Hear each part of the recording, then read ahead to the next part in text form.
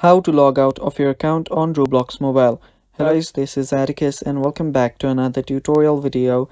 In today's video, I'll teach you guys how you can log out of your account on Roblox Mobile. So without any further ado, let's dive right into it. First thing you will need to do is update your Roblox to its latest version. For that, open up your App Store and then simply search for Roblox. After you search for Roblox, open it up, and if you see an update option, tap on update to update the app. After you do that, you can open Roblox up and make sure that you're logged in into your account.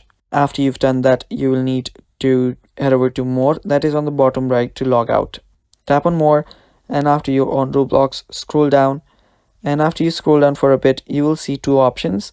One is to switch accounts, other is to log out. Now if you want to switch accounts, you can simply tap on switch account and then switch your account. If you want to just log out of your account, you will see the log out option.